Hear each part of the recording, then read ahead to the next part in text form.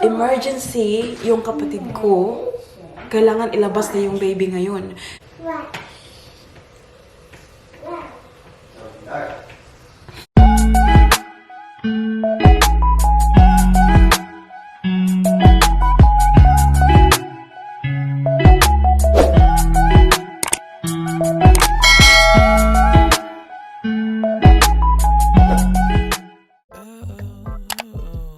I'm crazy for you, losing my head, distorting my view, feet in the sand, just thinking of you. That's what you do. Oh, crazy for you, losing my head, distorting my view, feet in the sand, just thinking of you. That's what you do. That's what you do. Pretty sights are pretty, but pretty is prettier with you. Now I know there's someone I wanna be. Good morning guys! Welcome sa first day ng ating mini holiday. So hindi muna ako magsasalita ng malakas kasi ang ating two girls ay tulog pa. And yeah, so kakabangon lang namin ni Daddy Mike. Gusto ko talagang tingin sa labas kasi nung dumating kami dito kagabi, madilim na. Wala ka na talagang makikita sa labas. So, ayan, inopen ko yung blinds. Kasi dito, kung makikita nyo, ayan, water. May lake kasi sa likuran namin, guys. And also, lots of trees. Kaya, marami akong naririnig na, kagabi. Ayan. Oh, diba? Ayan, andyan na talaga yung tubig, oh. Uy, sumikat na si Haring Araw. Umulan ng kunti gabi eh. Eh, kanina umaga din. It's been very windy as well. As you can see? Naku. Maginaw. But yeah, I'll show you more later sa labas, guys. Yung mga views natin dyan. Magkakape muna tayo. Nagdala ako nito, of course. Sun. Tapos yung Skyflex. Ayan.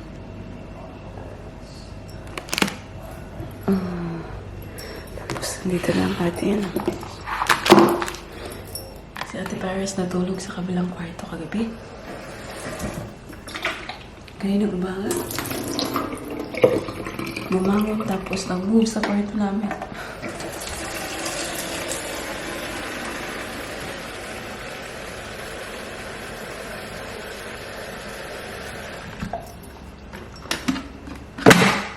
Sabi ni Daddy Mike, tsaka na magkape kasi lalabas kami magkakape sa labas kasi yung nga dito ay ganito lang, diba? Yung mga, palibre, ganyan. Si Daddy Mike hindi umiinom ng instant coffees. Pero kasi si Mami nyo ay Girl Scout. Good morning, my papa! Nagising na ang ating Hello, that's the leg. Can you see? Say, good morning, guys. Good morning. Morning, people. Good morning, sir. I did say How was your sleep? good. Good?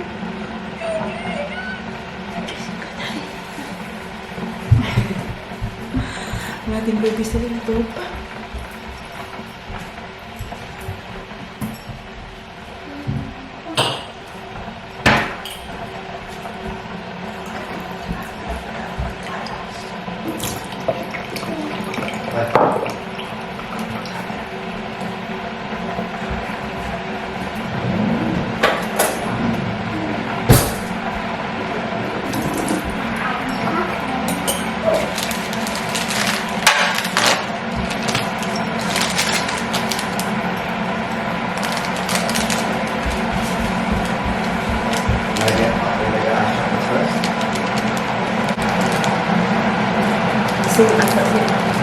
Dali.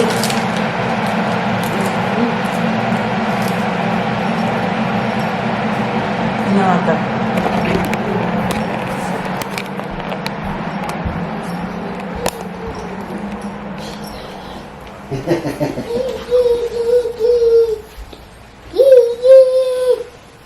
Morning!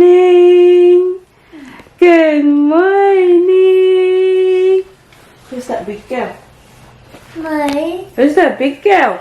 Today we're gonna look at the chart. Who's that big girl? Today we're gonna do very fun. What? Today we're doing something very fun. What is it? We're gonna go swimming Swimming? on a horsey. Swimming on a horsey. No, after those. Okay. Alright. And we're going on the trampoline. Trampoline, okay. And we're going to find the lighthouse. Wow, ang dami palang nasa itinerary natin, Paris. Are you going to do everything in one day? No. Daddy just rang Miss Moore. Oh, yeah. And I said, Paris isn't coming Did in they today." answer? Yeah, Miss Moore answered. Silly, what are you trying to do, Paris. princess? Can you give Mama a cuddle? Hey, And the dolphins lost. how was your sleep? How was your sleep? Dolphins lost. Because Miss Moore goes for the dolphins. Yeah, that's What are you trying to do? Pinaglaruan niya yung Can I have a big light. cuddle? Yeah. Oh, what Biggest happened? number when we're Melbourne. Careful. Do you want Mama to help you? Do you want Mama to help you? We'll win that one. Yeah, I think so. Huh? Alam niyo ba, kagabi guys, hindi ako nakatulog ng mabuti. Hindi ako komportable dito, ha? Kasi comfortable yung place kung saan kami nag-stay. Pag kagabi kasi guys, nanganak yung sister ko sa Pinas. Sa mga nanonood ng vlogs natin, kilala niyo siya. And alam niyo yung feeling na parang ako rin ay nagle-labor. Yes, yun yung feeling. Sobra akong nag-alala kasi first baby niya, di ba? And nagkaroon ng mga, a bit of complication. Kasi sa morning, nag-labor na siya, dinala siya ng ospital. I was very happy kasi sabi ng mama ko pagdating nila doon, she was 7 centimeters dilated. So, sabi ko, that's good. Kasi malapit na yan, di ba? Kasi 10 centimeters lalabas yung baby. And, sobrang tagal na. Nagbiyahe na kami dito. Galing doon sa birthday party. Nag-message yung mama ko, ina-update ako kung ano yung mga pangyayari. And then, because I was driving, si Daddy Mike yung pinapabasa ko. Even though hindi, sabi ko kay Daddy Mike, he's worse than Siri kasi hindi mo talaga siya maintindihan yung pagbabasa niya ng Bisaya. Meron ako naiintindihan konti. So yung pag-message ng mama ko na sabi, anak, binabasa ni Daddy Mike na aynak. Kasi yung dugo ng kapatid ko, tumataas. Sabi pa ni Daddy Mike, dugo daw, dugo. Anyways, apart from that guys, I was very worried. Alam niyo naman ako guys, I love my sister very much. Very, very much. Like, alam niyo kung gaano kami ka-close even though malayo kami sa isa't isa. But we're besties. And, what is it, love? Why is the box working? Yeah, I didn't clean it yet. Do you want? And some? No? Because I want breakfast. Yeah. And, hindi ko talaga ma-take. Kailangan kong mag-stop kasi kailangan kong reply sa mama ko. So, nag-stop ako sa gilid ng daan. Just to read everything. Kasi ganyan ako kung mag-worry, guys. Kailangan alam na alam ko lahat ng mga updates. Hello, sweetheart! And, nakadating na kami dito. Alam mo, ilang oras na yung lumipas. Parang very slow ng progress niya. Nagstay siya ng 7 centimeters for a while. So, Anyways, yun na nga, nag-aalala na. Kasi bakit hindi nagpa-progress. Nag-request talaga ako sa mama ko na i-update ako like kung pwede nga every minute kung ano yung nangyayari doon. And yun na nga, mag-midnight na. Yung sabi ng mama ko na dinala na yung sister ko doon sa delivery room. Ngayon, I was very happy kasi sabi nila, nag-break na daw yung water. So sabi ko, malapit na yan kasi diba, pag nag-break na yung water, yung kasunod niyan ay yung baby na. Ngayon, yung next update is, lumabas daw yung nurse, sabi, hindi daw marunong umiri yung kapatid ko. And since the water broke nahihirapan sila.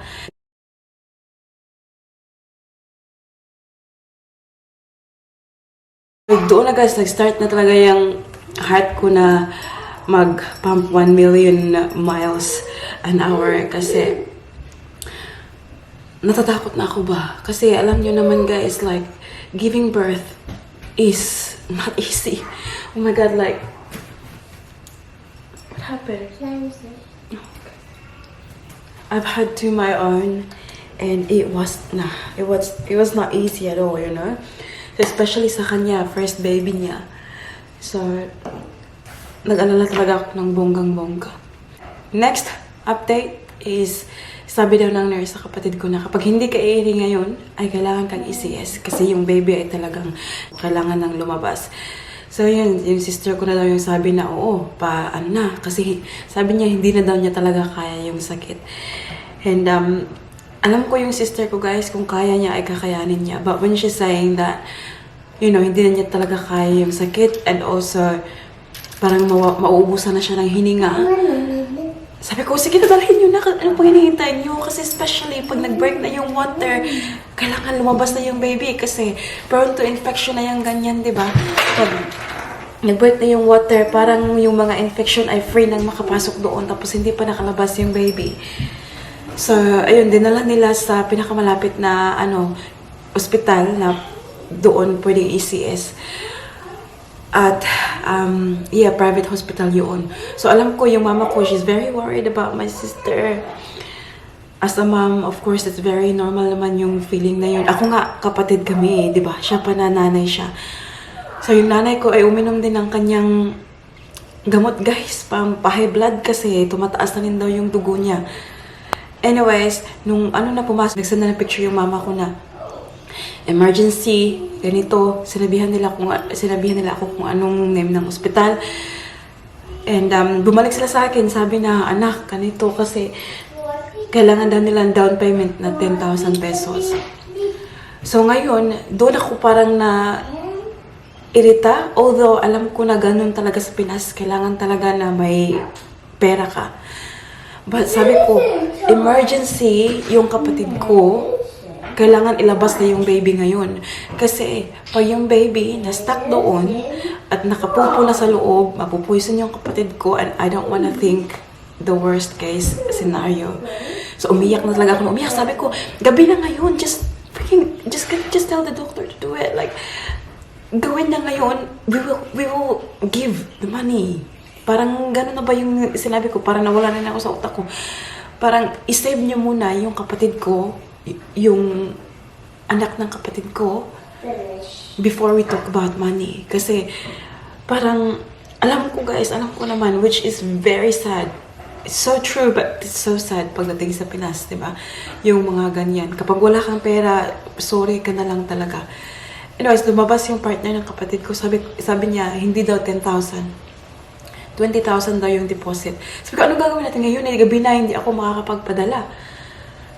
And sabi nila may GCash. Buti na lang may GCash din na, diretso-diretso ba? So, hiningi ko na lang yung GCash details. Tapos, sinend ko na yung 20K para diretso na yung Sabi ko, sabihin nyo, isisend ko na ngayon, igawin nyo na yung proseso sa kapatid ko. Kasi, every second counts. Like, yung pinapalipas nyo na oras, pinapalipas niya segundo, very important yun. And, ayokong may masamang mangyari ba. Sobrang na talaga ako guys, sobrang iyak ko na. And, yung mga kids, tulog na, pinatulog ko na. sabi ko kay mama ko, hindi ako makakapag-video call kasi papatulog ko muna yung mga kids. Pero update ako in, chat. So, alam niyo ba guys, sa midnight na yun dito, 2 o'clock na dito, hindi ako makatulog. Tapos, ayoko mag-message sa mama ko kasi parang natatakot na ako ba. Kasi sobrang 2 hours, wala pa akong update kung ano yung nangyayari. Tapos, kung pinasok mo sa operating room, ganun ba talaga tagal? Wala akong idea about sa CS kasi both Celine and Paris, they are natural birth. Kaya hindi ko alam kung gaano katagal yung proseso, gaano katagal sa operating room. So, hindi ako nag-message first sa mama ko. Hinintay ko na lang talaga. Wow! Ginising ko si Daddy Mike kasi tulog si Daddy Mike. Sabi ko, kasi nanginginig na ako guys. Like, parang gumagano na ako ba? Kasi iniisip ko, oh my God, ano na lang nangyari sa kapatid ko? So, at sa pamangkin ko, of course. So, ginising ko si Daddy Mike. Sabi ko, can you, like, cuddle me? Parang maano ako ba, ma-relax ako. Plastic bag na? I'm not sure, sweetie. I don't think so. Have a look. So, ayun, si Daddy Mike na, is Mimi okay? I haven't heard anything yet. And yeah, yun na nga, it's 2 hours later na. So, nung nandun na sa bed si Daddy Mike, parang kinalan ako ni Daddy Mike, parang gumagaron-garon pa rin ako. Like, I was still shaking. Tumunog yung phone ko. Bakit dali-dali ko talagang tinignan. So, sabi, nakita ko na message na mama ko, sabi niya, Nanak, nakita na namin video ni Just Just. Just Just is yung pangalan ng pamangkin ko. Doon ako parang,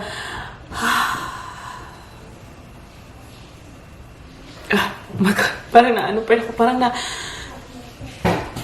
yung sigh of relief. Kasi the whole time na ilang oras wala akong update, na gising ako, nagising yung ulit ako, na tinitingnan ko lang yung ceiling. Tissues off? Here, sweet. Just give you a little bit, okay? Napaiyak talaga ako, guys. Tinanong ko kaagad, sabi ng mama ko, yung video ng pamangkin ko, sabi ko, kamusta yung kapatid ko? Kasi, I wanna make sure that she's fine. Kahit na sinabi nila na okay daw, hindi talaga ako mapakali until nakita ko yung picture ng kapatid ko na okay siya.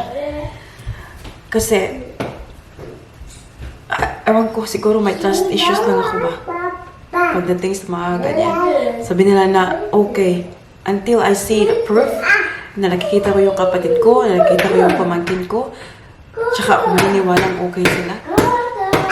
So, ayun. Nagsend ng mama ko yung picture ng kapatid ko. She seems to be fine. So, parang doon na ako na, okay, makakatulog na ako ngayon. Kasi, marirelax na yung utak ko, marirelax na yung puso ko. I was just so worried about her. And, so yeah, they sent me a video of my nephew. I-share ko sa inyo ngayon sa screen. Let's just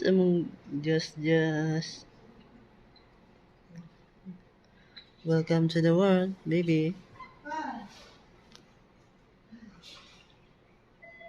Ma'am, bawa sa magkaon ma'am ha, antod ugma alas 7 sa buntag.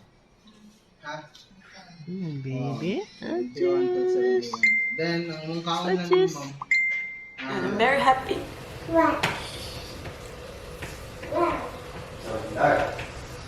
I'm very happy for her. Sabi ko sa kanya, congratulations to your new mama. Like, I know she's going to be a really good mother kasi she helped me out with Paris before. Pumunta siya ng Australia para alagaan niya si Paris. She acted as Paris' second mother. At alam ko kung paano niya alagaan. Mommy, Yes, ano? Okay po. Kaya, yeah, sobrang saya. Sobrang saya ako para sa kanila, guys. So now, wala ako alam kung ano yung kasunod na mangyayari. I don't know how long she's going to stay in the hospital kasi I know the recovery for the CS is longer than the natural birth. So, I'm not sure kung mag-stay siya ng hospital for how many days. Hindi ko alam. Hinihintay ko lang yung update nila. But, nag-ano pa ako, nagparent ako sa kanila ng car. Kasi, akala ko if natural birth, diba, normally makaka-uwi the next day. Kasi, nung ako natural birth, pagkalabas ni Baby Celine, like, tumindig ako kaagad, lakad-lakad. I was carrying Celine. But in her case, it's a different story. So, pinaano ko pa, nag-rent ako ng car para comfortable sila ng kapatid ko tsaka yung baby pauwi ng bahay. Kasi medyo malayo yung yung hospital ba. Mga 30 minutes din, ganun. I feel much better now. Parang may enjoy ko na yung araw ngayon. Kasi alam kong okay na yung pamangkin ko, okay na yung kapatid ko. Just this giving birth, guys. Oh my God. Kaya nga, sana ma-realize ng mga tatay dyan kung gaano kahirap yung mga anak. Andito na yung anak ko. Magluluto na yata ng breakfast. Anak! Ate! Ate! Come here. Do you wanna see your cousin? Yeah. Ate, Tita Mimi's son. Come on. Okay. Yeah. Is that her baby? Her baby. Is she Flata? Yeah. Mama Shadow. Hindi pa to nakita ni Ate Paris, guys. First time niyo makikita. My cousin, somebody. Yeah, look. Just, Is she already out? Yeah, he's a boy. welcome to the world, baby. Is he already out? Yeah, look at his face. Who does he look like? Look the movie like Slinky when she was a little smaller. You reckon? Mama! Silly mine! For dangerous stuff. Oh yeah, no fish to get the knife out, yeah? Just, Mommy, get away! It's okay, love. It's little. It's fine. What do you think he looks like?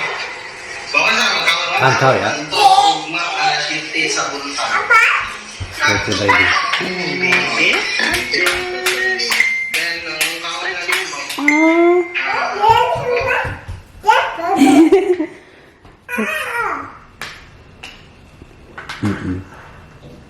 Aww.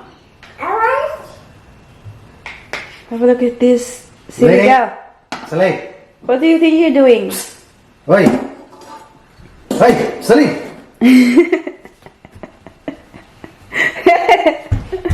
Yes! You see the water, lah? See the water? There's a ducky. There's a ducky.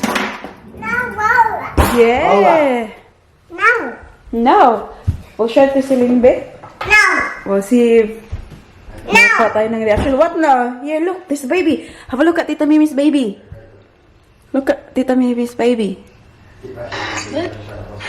Let's just, Who's that? A baby. A baby! That's your cousin. Can you say just? No. No. Yeah, that's your cousin. Yeah? Aww. A girl, just. No. Is that, Baby. that's a baby, yes. No, baby. A Gigi baby. Murag dili baby po, oy. You're a baby too. You're my baby. Daddy. On and off man ang araw, oy. Minsan lumidilim. Look. Wow. The fountain. How are you, Mark? Okay lang. Kung na lang sa mga tayo. Wala ka ba kay kasi mo gabi. Ang kulbaan di ko tuloy na. Nangyayon mo ito po.